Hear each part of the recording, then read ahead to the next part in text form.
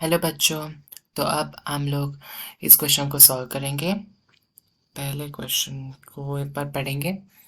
Question में क्या दिया है? क्वेश्चन में दिया है कि which of the following statements about hydrogen spectrum is और आर करेक्ट। मतलब दिए गए 4 स्टेटमेंट्स में हाइड्रोजन स्पेक्ट्रम के बारे में कौन से स्टेटमेंट्स करेक्ट है। यहाँ पर ध्यान से देखिए कि यहाँ पर आर भी है। ओके, सो आर है मतलब क्या, एक और एक से ज़्यादा स्टेटमेंट्स भी करेक्ट हो सकते हैं। ओके, पहले इसका की कॉन्सेप्ट लिखेंगे हम। की कंसेप्ट, की कंसेप्ट क्या है इसका, वो लिखेंगे आप। की कंसेप्ट है सिर्फ और सिर्फ हाइड्रोजन स्पेक्ट्रम। एक ही कंसेप्ट है हाइड्रोजन स्पेक्ट्रम का। अगर आपको हाइड्रोजन स्पेक्ट्रम का कंसेप्ट अच्छे से आता है तो आपको इस क्वेश्चन बहुत ईजी होता है। ओके, हो जाता है। अब पहले हाइड्रोजन स्पेक्ट्रम का एक बहुत अच्छा सा explanation I will tell you now.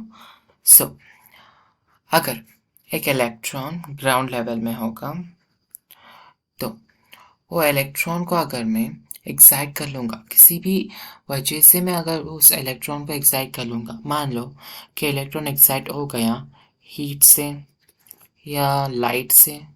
Light मतलब नॉर्मल लाइट नहीं, रेडिएशन, आप रेडिएशन कह सकते हैं। किसी भी तरह से इलेक्ट्रॉन को एनर्जी मिल सकता है और वो अब उसकी एनर्जी जो हीट या लाइट से मिला है ना, उस एनर्जी से वो एक्साइट कर लेता है। कहाँ तक? कहीं पर भी कर सकता है, 7th energy level, 8th energy level, 10th energy level, कहीं तक भी वो एक्साइट कर सकता है अपने आप को। वो इस हीट के ऊपर डिपेंड करता है कितना हीट दे रहे हैं या कितना लाइट दे रहे हैं, रेडिएशन दे रहे हैं। ओके, मान लेते हैं कि हमारा इलेक्ट्रॉन 7th एनर्जी लेवल पे आ चुका है, पर इलेक्ट्रॉन वहाँ पर नहीं रह सकता। क्यों? क्योंकि वो उसका घर नहीं है।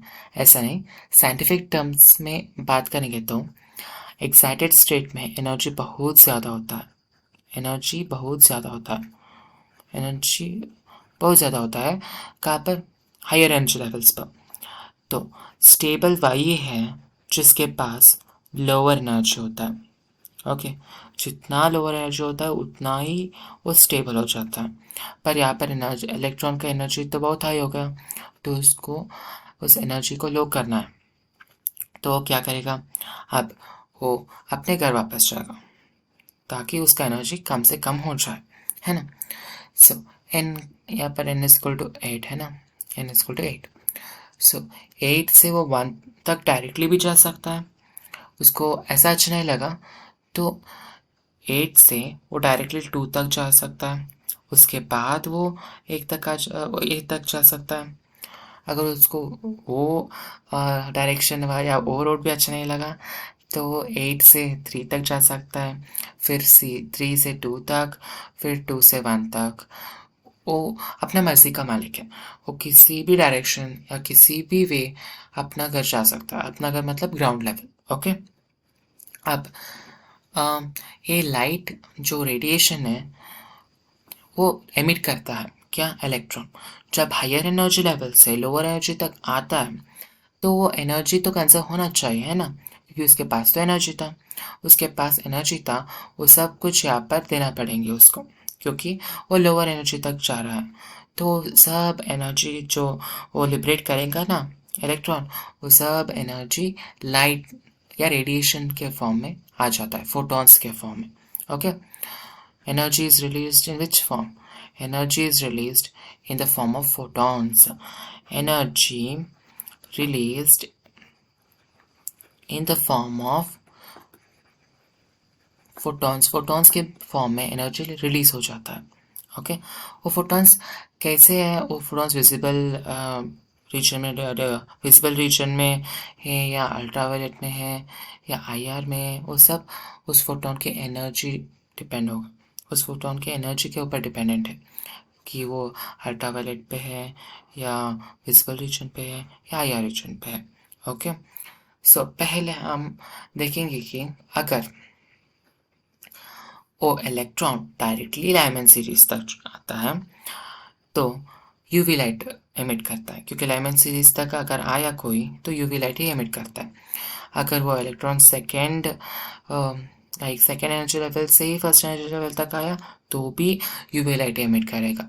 कि लाइमन सीरीज मतलब जो भी इलेक्ट्रॉन किसी भी हायर एनर्जी लेवल से अगर पहला मतलब फर्स्ट एनर्जी लेवल तक आ जाएगा तो यूवी लाइट रिलीज करेगा। ओके। और बामा सीरीज मतलब यूवी लाइट मतलब लाइमन सीरीज को नाम क्या है, लाइमन सीरीज। जो भी इलेक्ट्रॉन हायर लेवल से फर्स्ट एनर्जी लेवल तक आता है वो यूवी लाइट रिलीज करता है और इसको हम क्या कहते हैं, लाइमन सीरीज। और जो भी इलेक्ट्रॉन हायर एनर्जी लेवल से सेकेंड एनर्जी लेवल तक आता है, फर्स्ट एनर्जी लेवल तक नहीं जाएगा, सेकेंड एनर्जी लेवल तक आता है तो उसको क्या कहते हैं, बामा सीरीज। और ये किस रीजन में बिलोंग करता है, विजिबल रीजन, मतलब विब गयोर। अब पैशन सीरीज मतलब हायर एनर्जी लेवल से थर्ड एनर्जी लेवल तक। ब्रैकेट सीरीज मतलब हायर एनर्जी लेवल से फोर्थ एनर्जी लेवल तक। पीफन सीरीज मतलब हायर एनर्जी लेवल से फिफ्थ एनर्जी लेवल तक। ओके, ऐसा। अब हमें यहाँ पर तीन स्टेटमेंट्स को सही या गलत हमें अब कहना है। All the lines of Lyman series line ultraviolet region, सही है ना। जो भी लाइमन सीरीज है वो सब अल्ट्रावायलेट रीजन में ही लाइक करेंगे। सभी second to first, third to first, fourth to first, सब कुछ लाइमन सीरीज में जो भी है वो सब अल्ट्रावायलेट रीजन का ही है, तो ये सही है। अब all lines of Balmer series line visible region, ये भी सही है, क्योंकि बामा सीरीज का मतलब ही विजिबल रीजन में जो भी है उसको बामा, वो सेकेंड है ना, सेकेंड एनर्जी लेवल तक आएगा तो उसको हम बामा सीरीज बोलेंगे और वो सब विजिबल रीजन में ही होंगे। अब पैशन सीरीज मतलब जो भी थर्ड एनर्जी लेवल तक आएगा हायर एनर्जी लेवल से उसको पैशन सीरीज कहेंगे और वो सब इंफ्रारेड रीजन में ही हो गया पैशन सीरीज का। ओके, तो तीनों स्टेटमेंट्स भी करेक्ट है। पहला भी करेक्ट है, all lines of Lyman series line ultraviolet region, और दूसरा भी करेक्ट है, all lines of Balmer series जो भी है वो सब विजिबल रीजन में ही लाइक करेंगे। और all the lines of passion series line infrared reason, ये भी 100% करेक्ट है, क्योंकि जो भी पैशन सीरीज है थर्ड एनर्जी लेवल तक आएगा या एनर्जी लेवल से वो सब इंफ्रारेड रीजन में ही लाइक करेंगे, मतलब इंफ्रारेड लाइट को एमिट करेंगे। ओके, या सो इस क्वेश्चन का एक ही एक्सप्लेनेशन है, एक ही कंसेप्ट है, वो हाइड्रोजन स्पेक्ट्रम है।